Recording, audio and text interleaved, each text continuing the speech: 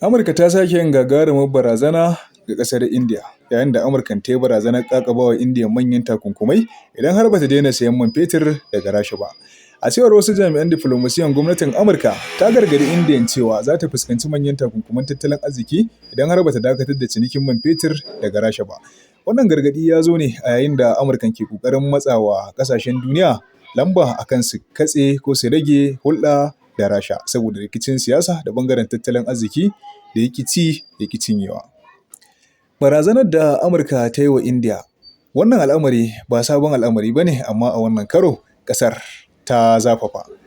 Tun bayan fara wannan rikici da Rasha da Ukraine, Amurkan dai da ƙawayenta suna ƙoƙarin rage kuɗaɗen shiga na Rasha da take samu ta hanyar fitar da man fetur, saboda ana kallon hakan a matsayin babban tushen samun kuɗi da ƙasar Rashan take yi domin ci gaba da yaƙi da Ukraine. Indiya kuwa ta tsaya akan matsayarta na 'yan kasuwa masu zaman kansu, kuma tana mai cewa ba za ta daina sayen wannan mai daga ƙasar Rasha ba, ba kuma za ta rage cinikayya da alaƙoƙinta da suke tattare da ƙasar Rasha ba. Rasha ta zama babbar mai sayarwa da Indiya man fetur, inda take sayar mata da rangwame kwarai da gaske. Idan har aka kwatanta da kasuwannin Turai da Amurka, to lallai man nahiyar Turai da Amurka suna da tsada kwarai da gaske idan har aka kwatanta da farashin Rasha. To shin ina ne zai zama na maiwar gurbi?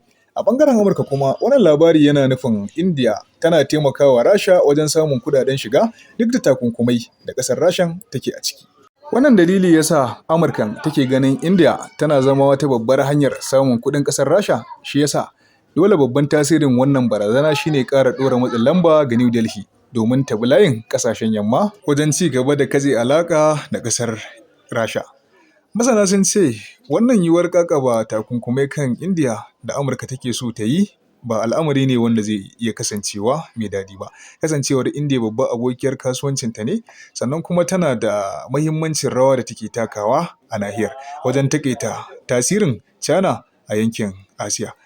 Amma kuma akwai wani babbar barazana da ke nuni da cewa akwai wasu gagarumin al'amura da za su faru ta ɓangaren diflomasiyya wanda za su ƙaru, yayin da kowane ɓangare ke neman kare moriyarsa da kuma mafita da maslahar 'yan ƙasarsu.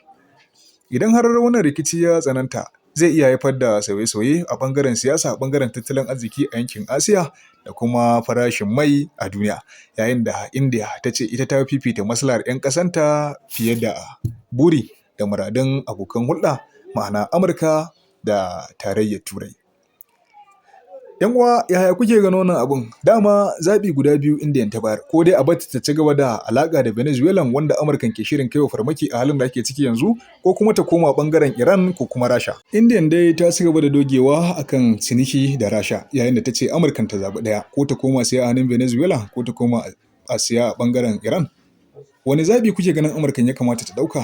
Ku faɗa mana ra'ayinku a comment section. Kada ku manta ku mana sharing, like da comment.